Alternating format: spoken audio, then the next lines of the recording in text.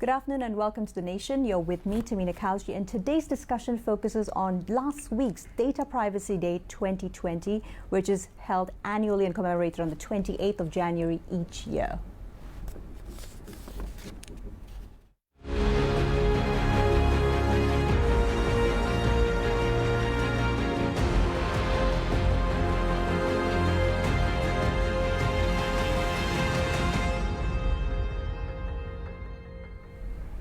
So today's discussion focuses on why we should all care about our personal data privacy, and I have in the hot seat with me today Jean-F Corralt, who is the CEO and founder of IO Foundation, to share with us a couple of perspectives, Malaysia-wise, regionally, as well as globally, and what are some of the challenges in the arena of data privacy currently. Jean, welcome to the studio. How are you today? Very well. Thanks for having me. All right, it's a pleasure. So Jean, let's just get started off by you telling me a little bit about this year's Data Privacy Day theme. The theme for 2020 is Own Your Privacy. Why do you feel this is particularly pertinent, especially at the start of a brand new decade? Well, it would be interesting to first look at all the data privacy days that have been had so far as the beginning from that particular year into a much more broader perspective and much more adaptation of each of one of the themes. So for instance, this year is Own Your Privacy. It will be something that I will be interested to be not only applied in 2020, but 2020 being the beginning of a much more large adoption of owning your own privacy from this point forward.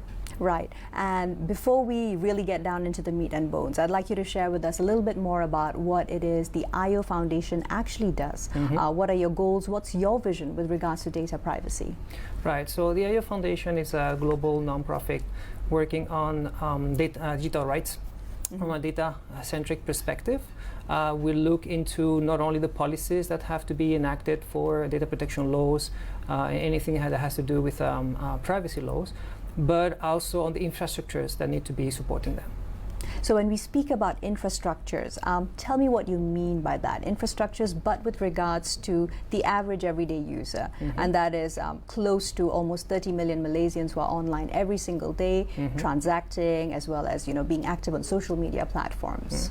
Well, if you think about how data protection laws on the global scale have been applied so far, what they have been telling us is the what. They enact exactly what are the rights, what are the duties of the companies or the governments in regards of the data from the users, what are the rights of those users can apply over that information that is obtained from them. There is, however, not definition on the how, specifically from a technical perspective. And if you want to see exactly how this really plays out, you have to think for a minute how big tech companies are functioning. So you have, for instance, any user that has an iPhone. Right. They would go to the iTunes server and they would purchase, for instance, say an album of music. Nowadays, they are not purchasing the album anymore. They're essentially acquiring a license of exploitation for the album. And that allows you to download the album in some of your devices, share it with some of your friends, etc., etc. So when it comes down to these massive digital technology platforms, Facebook, for example, they actually clocked in with 7.35 billion USD in profits just for the 2019 alone. So there's a lot of profit involved for the companies on the one side, but who actually gets compromised at the end of the day, of course, is the users. Correct. How do we bring the perspective back to the users, Jean? Well, we need to start removing all of that weight about having to monitor what's being done with your data from the shoulders of the users, and pass it, however, to the infrastructure. As I was mentioning before, if, for instance, going back to the example that I was providing, if Apple decides to remove that album from the catalog for whichever reason, two things are going to happen. One is going to be transparently removed, and two, you will not have no recourse. And the reason is because they have their own infrastructure set in place to enforce their business model, their policy, so that it's automatically removed the moment that they remove it from the catalog. The same should happen when I request any vendor to delete my data. It should be transparently removed without me having to concern myself on how is this performed or not. Now, I've actually heard tons of stories, particularly from colleagues or even other professionals who work in the data and digital rights industry, who have actually tried to remove their digital platform and traces of their own information and data, and they've not been able to do it, particularly from the larger platforms like Facebook, for example. Correct. Now, why is this a problem, and do you actually see something like this changing in the years to come, or is it still still going to be quite a struggle for the individuals to take back their rights to their own privacy? The problem at the origin is that we still consider data as something that is just floating around us, as if it's disconnected from us. And the reality of the fact is that it is actually us. Any piece of information that is representing you is essentially modeling you, is creating a persona of you, and some company knows more or less about you, and they will act upon that information according to their own interests. There is no real incentive from any company to actually delete data under your request, unless the law is saying so. Right. Now let's move into something which is a more applicable example perhaps for the day-to-day average user. Let's talk about things which keep popping up on our social media feeds, in particular things like the hashtag for the 10-year challenge and the most recent, the hashtag for the Dolly Parton challenge, whereby Correct. users are literally providing their own information, their own facial recognition in a very standardized format and uploading it into their own profiles. Now, why is this actually a huge invasion of data privacy when looked at through a digital rights scenario? Well, we are essentially doing the job for the big companies in terms of obtaining what is the latest and most updated information when it comes to our appearance towards the database. Again, if we look into the perspective that my data is myself, the Right. more they know about us and the more they can see how we have evolved over time, the more they can predict how we're going to be looking like and what's going to be our emotional response to specific inputs, and therefore try to make predictions or even try to make modifications on our behavior. And that's what has been leading into situations just of infamous Cambridge Analytica scandal, for instance. That's right. But definitely you have to say that it is absolutely part of pop culture that people get sucked into such things. Everybody's doing it, so it's sort of like a domino effect almost. How is one supposed to advise people about being precious with their data when people are also very keen to jump on the next big bandwagon when it comes to social media trends? Well, there's going to be a two parts answer there. If you think about tap water, okay? Right. Our parents. I'm sorry, I'm going to have to jump in over there. We'll have to take a quick commercial break. We'll be back right after. Do stay tuned.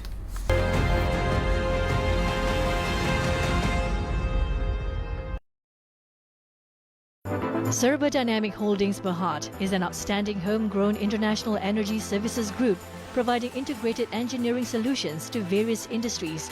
On these exclusive 6 episodes of In the Forefront, learn more about Serba Dynamic, which has its footing in 25 countries and recognized on the main board of the Bursa Malaysia. We'll take you on an exciting, deeper journey to explore the many branches of services offered by Serba Dynamic, as well as its winning formula. Join us every Tuesday, 1:30 p.m, exclusive on Bernama TV. Mengupas isu semasa, merangkumi politik, ekonomi, sukan serta hiburan, membawakan anda agenda pentas dunia.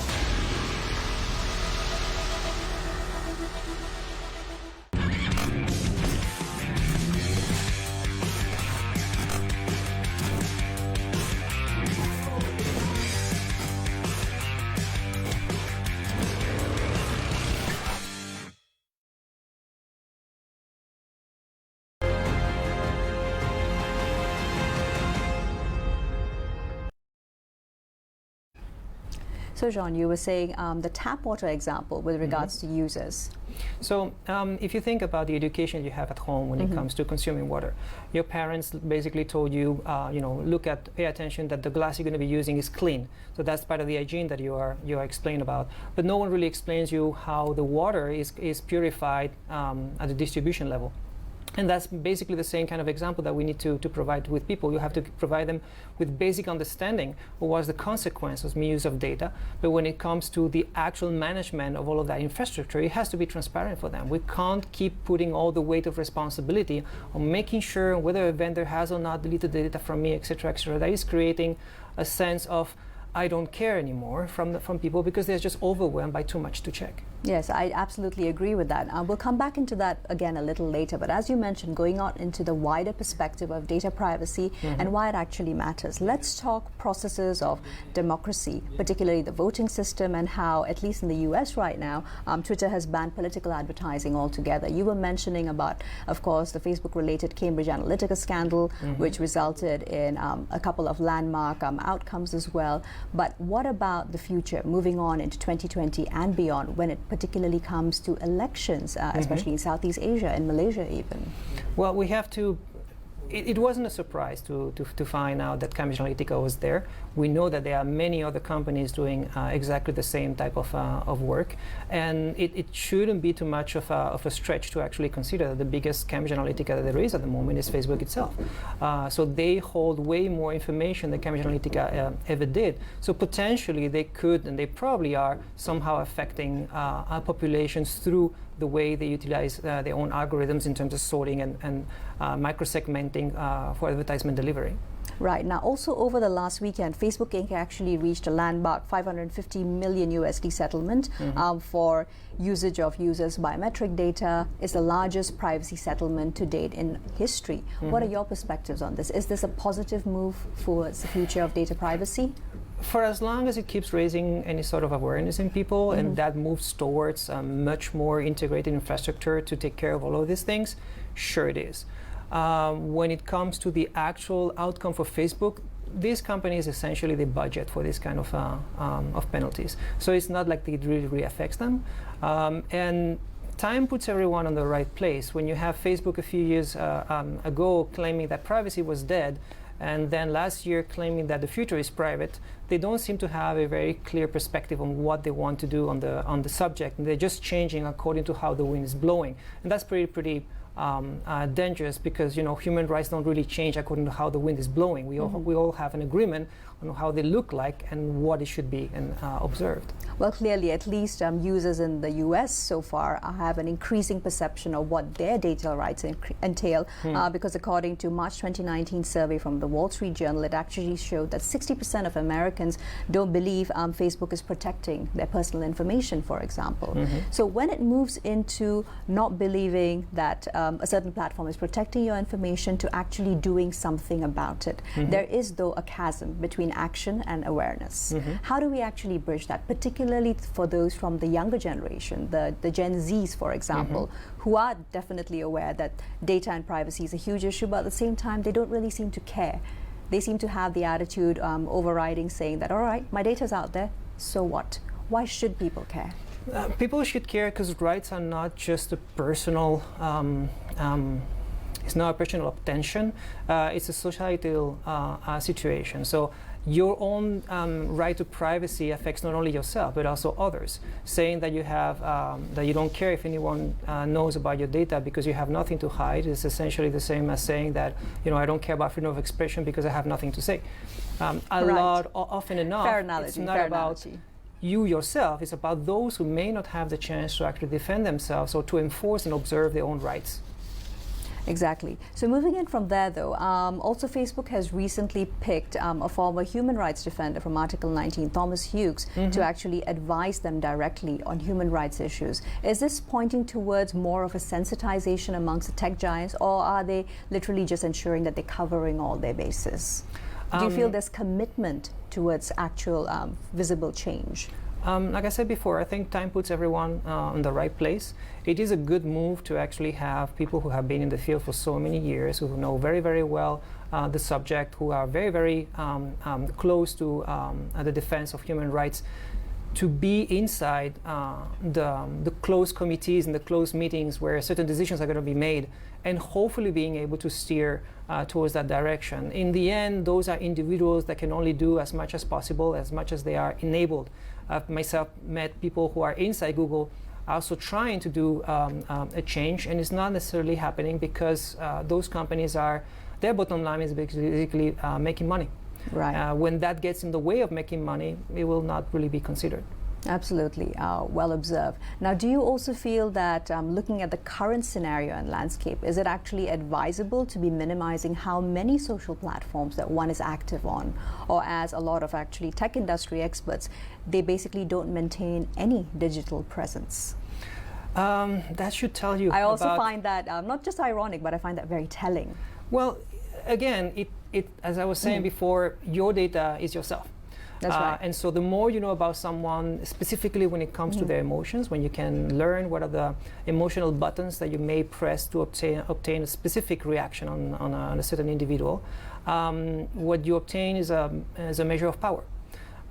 these people do not want to be exposed to the same kind of threats that the common layman is going to be exposed to because of the use of those social media. Right. So speaking about social media and what is, of course, currently the hottest topic, perhaps globally, the coronavirus outbreak, which is also causing a lot of hubbub, particularly with regards to disinformation, aka fake news and sharing. 3 individuals and so far have already been arrested with regards to MCMC trying to control and clamp down against disinformation being spread. Your perspectives on this and the intersection with data privacy and rights? So it's always going to be a very, very thin line. Information, disinformation, misinformation are a very interesting universe of conversations when it comes to trying to tackle with very deep questions such as how much information is enough. Right. So how much information is required for someone to actually make an informed decision? When do you cross the line into an imposed decision? When are you saturating someone's inputs to obtain a reaction like I don't care anymore? Those are very difficult topics that require to be tackled as soon as possible because they will be the ones who are implemented in the algorithms that we're going to be using to try to determine if certain information is true or not true. Aside from the fact that you can have your fact checking and then you're going to be whatever is a fact is a fact, you can't really remove it from there. But when it comes to trying to evaluate if a certain information has been created with a desire of malicious intent, you're going to be trying to apply those kind of algorithms, and it really needs to be answered as soon as possible. That's right. It's a huge challenge, and when it comes down to actually quelling the spread of disinformation, even though there are sufficient advisories or even constant ones from relevant ministries, it is often not adhered to. But that's perhaps a wider question for human psychology. Right. Another quick commercial break. We'll be back right after. Do stay tuned.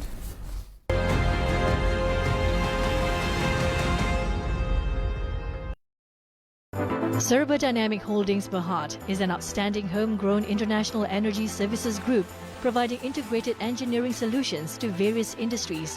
On these exclusive 6 episodes of In the Forefront, learn more about Serba Dynamic, which has its footing in 25 countries and recognized on the main board of the Bursa Malaysia. We'll take you on an exciting, deeper journey to explore the many branches of services offered by Serba Dynamic as well as its winning formula. Join us every Tuesday, 1:30 p.m, exclusive on Bernama TV.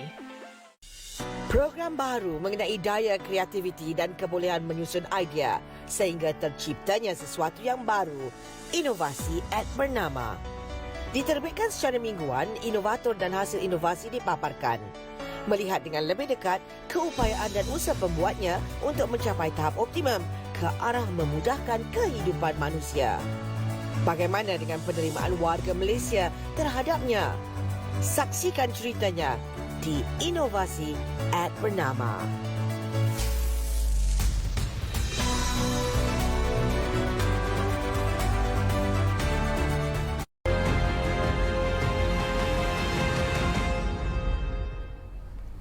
Let's move on now, Jean, into whether privacy law is actually recognized in Malaysia in the first place. There isn't per se an actual privacy law on the broader concept of it in Malaysia for as much as I'm aware. There is, however, a provision in the federal constitution that has been used so far by judges in order from a progressive perspective on trying to understand that this is actually concerning privacy, which, if I'm not wrong, is Article 5(1). Upon conversations with lawyers, this has been used before in this case of a surgeon who apparently took some private pictures of a customer, and then it was argued that this was a breach of privacy, etc., etc. So, when it comes to data itself, PDPA would be the law. And what exactly does the PDPA 2010 protect? It protects personal data under the basis of commercial transactions only. Right, so it is just one aspect of it. And what duty, in the meanwhile, does the PDPA impose on data users, Jean? So they have the duty of informing you about the type of information they're going to be collecting from you and what is going to be the use of it. They also have to explain to you why that particular data. So they have to minimize the obtention of data from the data subject as much as possible. They also have to, they cannot share the data with third parties without also asking you for consent. Those would be basically the most important ones. Right. So from that, moving slightly further afield into Indonesia, one of Malaysia's closest neighbors, and they recently unveiled a data protection bill. Any thoughts preliminarily actually looking at what the terms of that are? They started using some very interesting vocabulary, such as data owners. The ownership of data is a very controversial subject in the human rights scene. Some people do not like the fact that you are talking about owning data. Even when it comes to personal and private data? Yes. Wow. Their perspective is that that allows for a capitalistic approach on being able to sell your data. Right. Whereas, for instance, in the IO Foundation, we consider that's just a step, phase 2. Phase number 1 is to actually admit and recognize that how can I provide consent over the use of a data that I do not own. That's right. For us is an intellectual that we don't know exactly how they want to deal with that particular contradiction. Yeah. Becomes a catch-22 situation, really. Yeah. Right. So moving in from there into globally, of course, as you'd mentioned, there's a consumer feeling of private data having become a market commodity. What will it take to build a data ecosystem whereby there's a respect for not only consumer privacy but also treating data like a resource, and a precious one at that belongs to each of us as individual citizens? So there's a number of steps that should be undertaken by governments, and the first of it would be to precisely use definitions of what are the data points that we want to preserve. In most data protection laws, they are vaguely termed, such as sensitive data, and they mention name, date of birth, etc., etc. The etc. part leaves too much of a broader understanding of what can be, cannot be. We have to actually start using a very strict terminology and list of data points for those to be considered sensitive data. Also, we need to, as soon as possible, do what big corporations do, implement our own infrastructure to make sure that whichever regulations on data protection laws are issued, they get observed transparently for the user without them having to actually care about did my data be deleted or not. And third, we have to bring as soon as possible one of the biggest stakeholders and actors into the picture, which are programmers. Right. These people are the ones who are building and designing the software that we are so much concerned about, and yet in their completely outside the conversation. In their academic knowledge, they don't have any approach to human rights or digital rights whatsoever. So how can they feel at all close to the subject if they don't even understand what are the harms that they can create? That's right. Now, moving from there into what's another huge buzzword, especially a catchphrase for the upcoming decade, AI technology. How do you feel data privacy is going to be linked to the success or even failure of AI technologies? That's a very touchy question, in the sense that there recent research showing how easy it is to implement algorithms for re-identification of anonymous data sets, which of course throws through the window all possible data privacy attempts that you can try. Again, for us, going back to the topic we were discussing before about misinformation. Sure. If we haven't been able to tackle with answering how much information is enough to actually have an informed decision, we won't be able to work on algorithms that are going to be responding to that necessity.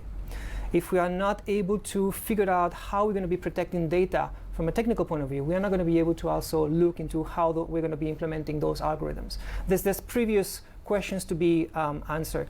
And maybe we are not so far from the answer already, because if you start gapping the separation between our physical self and the data that models us, and you realize that it actually is one and the same, maybe your question is, we already have laws that have been protecting you as an individual. Maybe those same laws should be just applied as well as they are directly on data, instead of having to reinvent new ones. Fair enough. Now, just before I let you go though, now data protection lags roughly 5 to 6 years behind the innovation of companies. So what should be the goals and aspirations of not just companies but also individuals with regards to data and privacy rights for 2020 in Malaysia?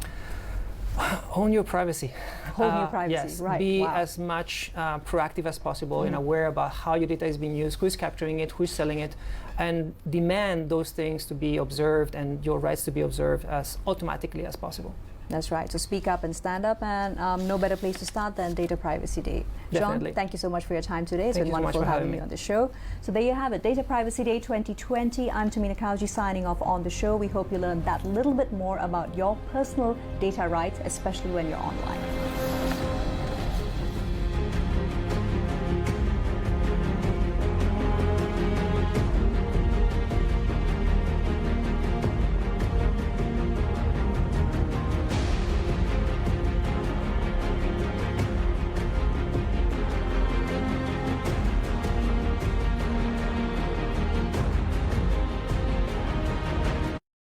Serba Dynamic Holdings Berhad is an outstanding homegrown international energy services group providing integrated engineering solutions to various industries.